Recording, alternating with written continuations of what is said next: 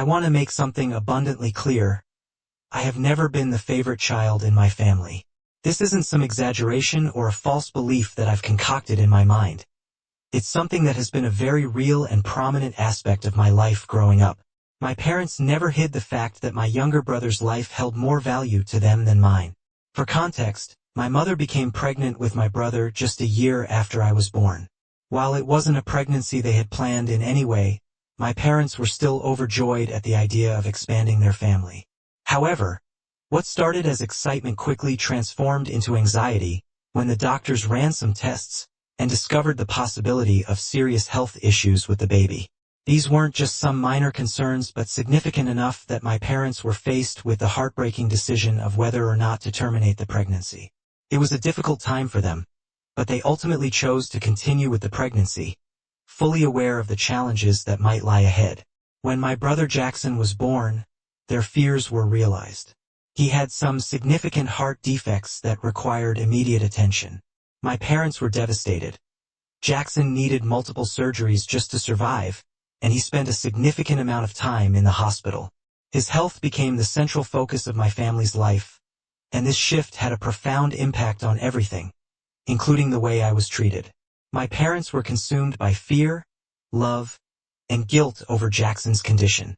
While I understand that they were dealing with something incredibly difficult, it also meant that I was, in many ways, sidelined during the time my brother was in the hospital.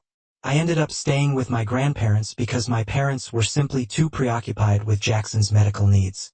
They rarely visited me during this period, but I tried not to hold this against them. I understood, even at a young age, that Jackson's health took precedence, and my parents were doing the best they could. Plus, I genuinely enjoyed my time with my grandparents. They were warm and attentive. Every morning, my grandmother would cook me breakfast, and then we would spend hours together doing simple things around the house, whether it was baking cookies or tending to her garden. My grandfather would take me to the park or read me stories, both of them filling the gaps left by my parents' absence, almost becoming a second set of parents for me. Eventually, Jackson's health improved, and my parents were able to bring him home from the hospital. You'd think that this would have been the point where my parents came to collect me, right? They'd want to bring me back too, to reunite the family, but no, that wasn't the case. My mom, still overwhelmed by the stress of Jackson's recovery and the sheer exhaustion of managing a sick child, decided that she wasn't ready to take on the responsibility of 2 kids. She told my grandparents they would need to keep caring for me for a little longer. My dad, busy with work and trying to juggle the financial burden of Jackson's medical bills, didn't offer much help either. My grandparents, who truly loved having me around, didn't protest much. They were more than happy to keep me with them. And while I did feel a pang of sadness knowing that I wasn't going back home, I wasn't completely devastated. I was still in a place where I felt loved, and that comforted me. I think the real trouble began when years went by and my parents still didn't show any inclination to bring me back home. What was supposed to be a temporary arrangement had stretched out indefinitely.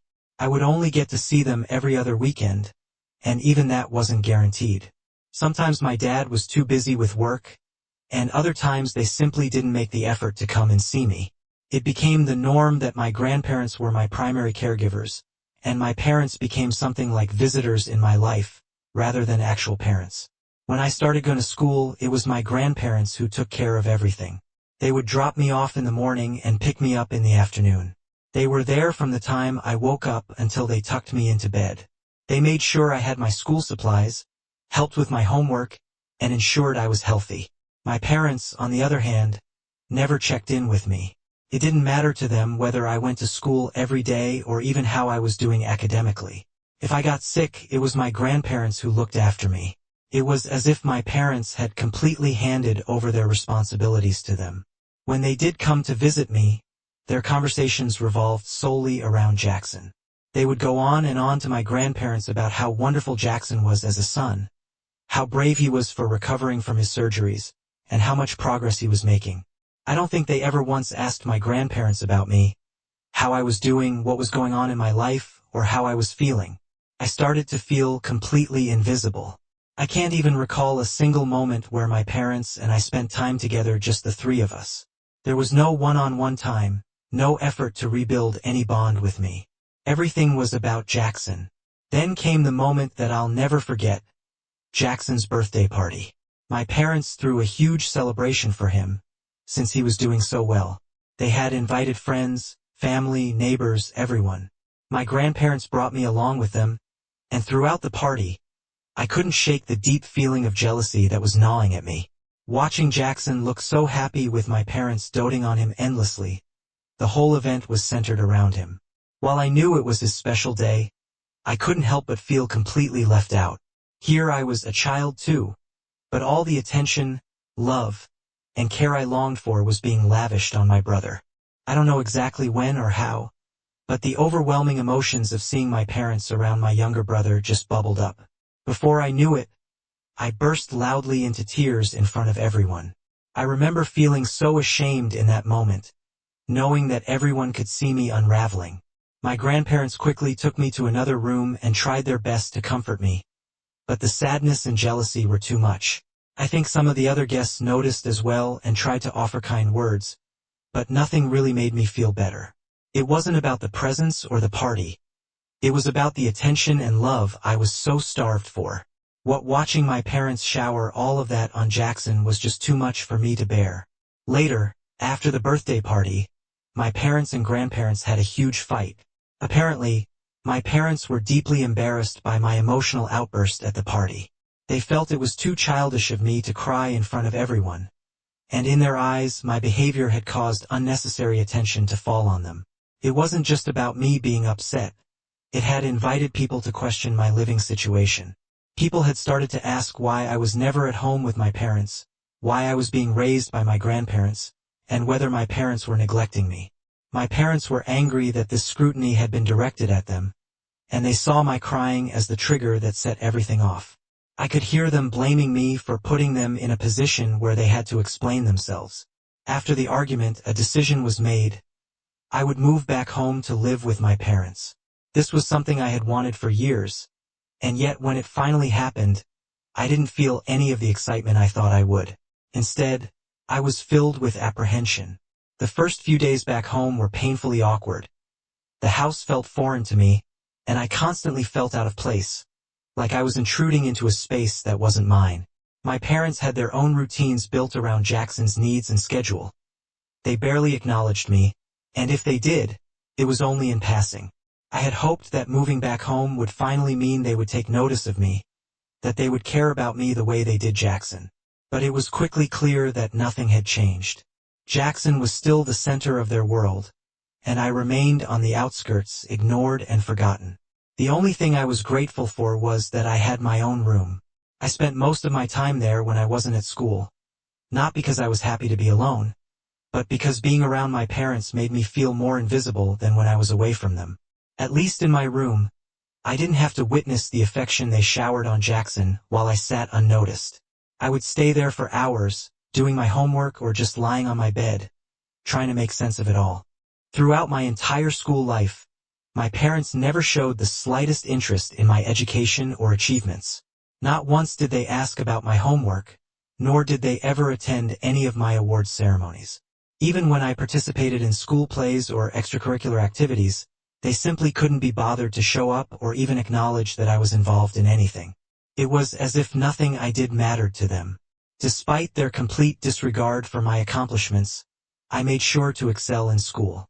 The few times my grandparents tried to step in and remind my parents of my successes, it was met with either silence or outright dismissal. They would encourage my parents to show some appreciation or even just a bit of pride in me, but my parents would either ignore the comments or scoff as if it was of no consequence. It hurt to see how little they cared, and what made it even worse was the contrast in how they treated Jackson. Jackson has never performed well academically. He struggled in school and often got into trouble. He would bring home poor grades, and sometimes his teachers even called home about his behavior. But none of that seemed to faze my parents. They never held him accountable for his lack of effort, and they certainly didn't discipline him. If he ever did remotely average on a test or managed to achieve anything small, my parents would celebrate as if it were a monumental achievement. They would order pizza or take us all out to his favorite restaurant, making it a big family event. When I finally graduated from high school and got accepted into college, I was fortunate enough to earn a partial scholarship. Even though it covered some of the costs, I was still nervous about how I would manage the remaining expenses.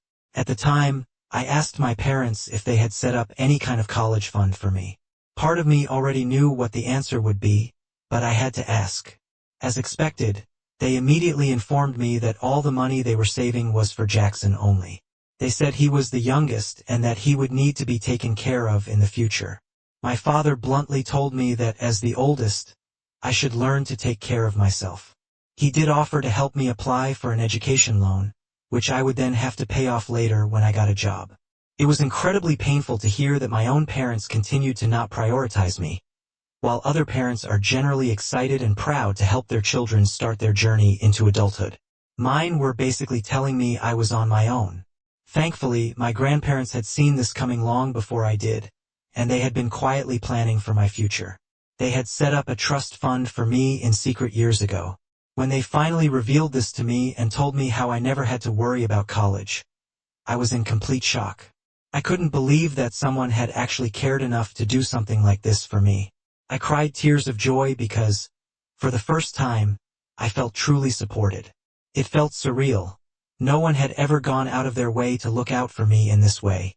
Here were my grandparents, who not only saw my potential, but had taken steps to ensure I could go to college without having to worry about the financial burden.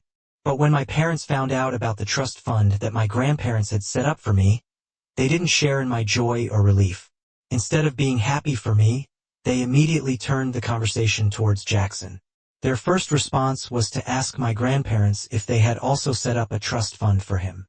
My grandfather calmly pointed out that they had decided to take care of me specifically because my parents had always prioritized Jackson, and they had seen for years how I had been overlooked. They wanted to make sure I had the chance to succeed without being held back. Of course, this did not sit well with my parents. They saw it as unfair, and they immediately started a heated argument with my grandparents about how both grandchildren should be treated equally. They accused my grandparents of playing favorites and insisted that Jackson deserved their money too, simply because he was the youngest in the family. They couldn't accept that my grandparents had chosen to help me because they recognized how neglected I had been all these years. It was like my parents were blind to the fact that they had already spent Jackson's entire life treating him like the center of the universe. Despite the pressure and accusations, my grandparents stood their ground. They didn't back down or let my parents manipulate the situation. They explained that this wasn't about favoritism. It was about ensuring that I had the same opportunities Jackson was already being given by my parents. My grandparents had made their decision out of love and fairness because they knew that I hadn't been given the same attention and support that Jackson had always received. Seeing that they couldn't sway my grandparents, my parents then turned their efforts towards me. They tried to guilt me into sharing some of the trust funds with them, insisting that I should invest in Jackson's future when it came time for him to go to college. They framed it as if I was being selfish by keeping the money for myself, even though it wasn't my money to give away. It was my grandparents' gift to me. I refused. I told them that it wasn't my responsibility to provide for Jackson's education, especially when they had already made it clear that their financial priorities were always with him.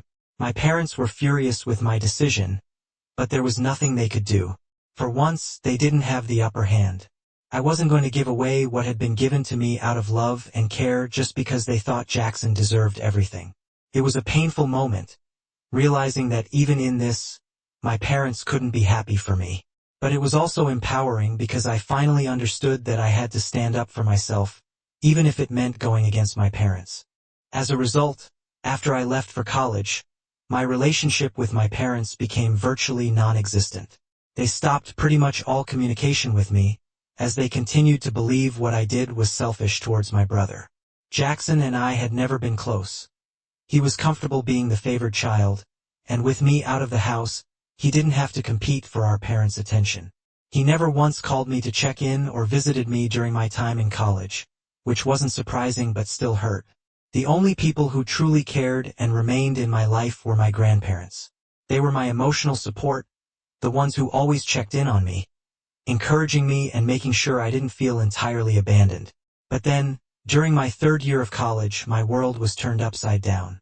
My grandfather passed away unexpectedly after suffering a heart attack in his sleep. His death shattered me. It was without a doubt the darkest time of my life. I stayed with my grandmother for several days as we both grieved together. It was an unimaginable loss for the two of us.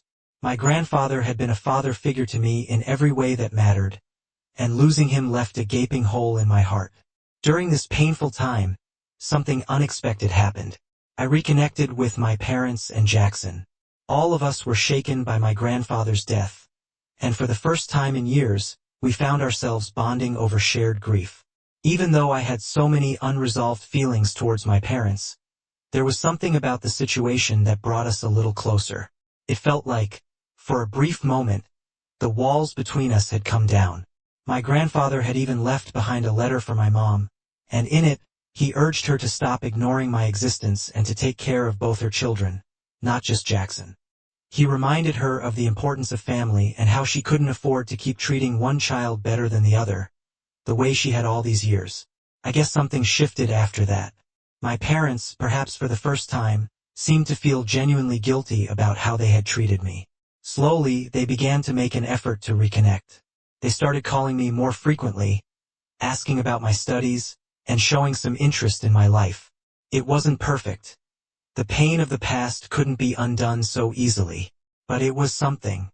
I was still angry with them for all the years they had ignored me, for all the times I needed them and they weren't there.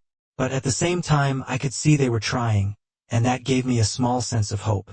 I wanted to believe that they could change, that maybe, just maybe, they were starting to realize their mistakes. When I finally graduated from college, my parents actually showed up for the ceremony. They took pictures with me, proud smiles on their faces. It felt surreal to have them there, considering all the years they hadn't even acknowledged my achievements. After the ceremony, my parents, Jackson, my grandmother, and I went out for lunch to celebrate.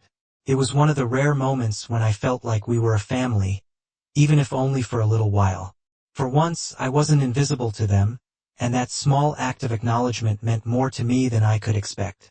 Pressed this year after landing my first proper, high-paying job and receiving my big paycheck, I wanted to do something special to celebrate.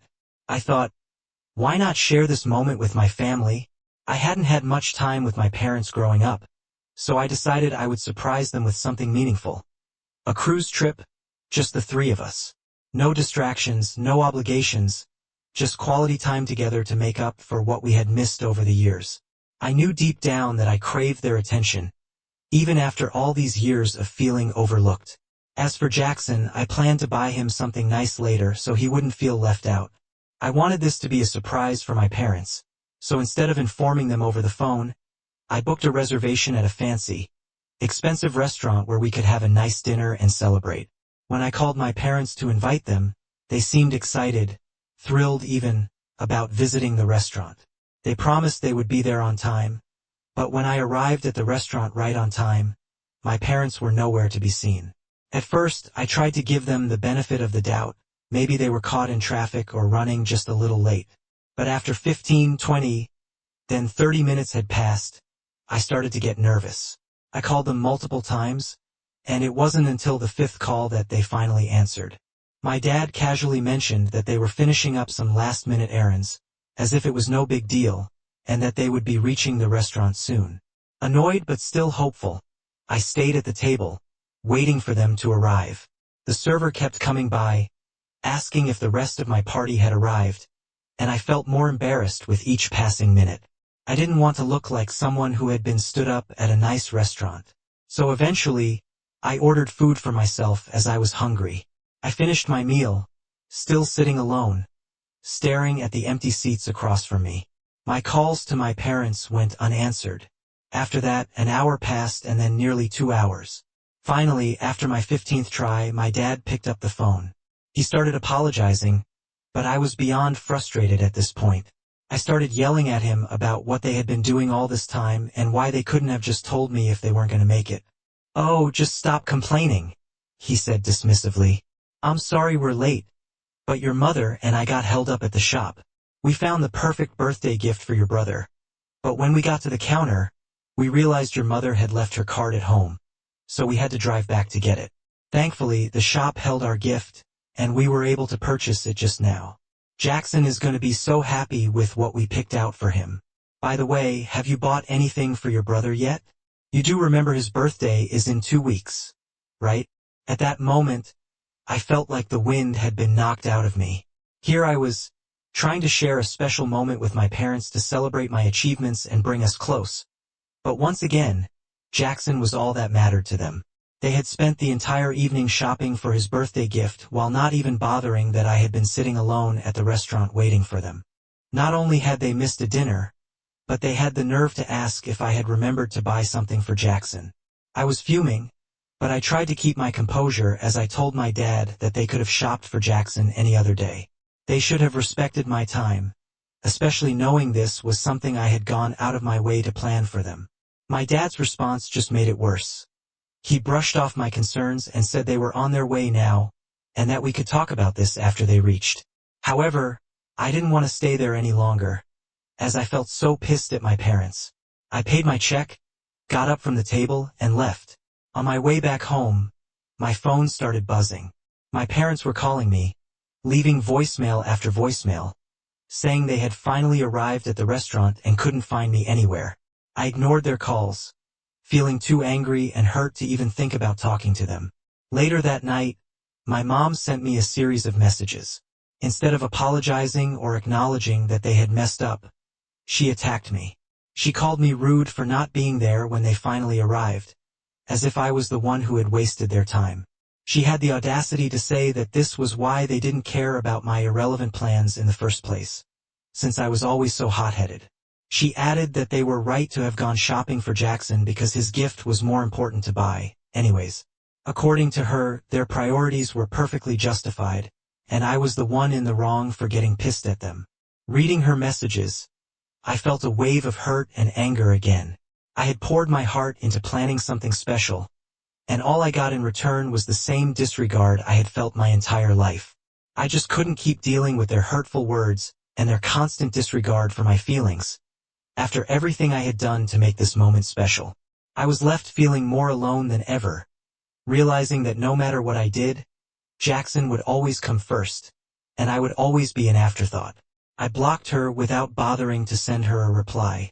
ITA for leaving the restaurant and not waiting around for my parents after they did not show up? Update 1. The reason I bought the cruise tickets in the first place was because my parents had been showing some significant changes in their behavior after my grandpa's death. I thought they finally saw me as a human being and as their child, but I guess I was wrong again. I'm glad my eyes are open now, and from today onwards, I'm done trying to beg and cry for their attention. I will be blocking both of them on my phone. Coming on to the update, it seems my parents have filled Jackson in on the whole incident, and he called me this week to discuss everything. My brother believes that what our parents did wasn't wrong, and that I should have respected them enough to wait for their arrival instead of leaving at the last minute. He mentioned how our parents were very disappointed in me, and had reached out to him to complain about my actions. He asked me to attend his upcoming birthday party so I could apologize to our parents, but I declined his invitation and asked him to leave me alone for the time being.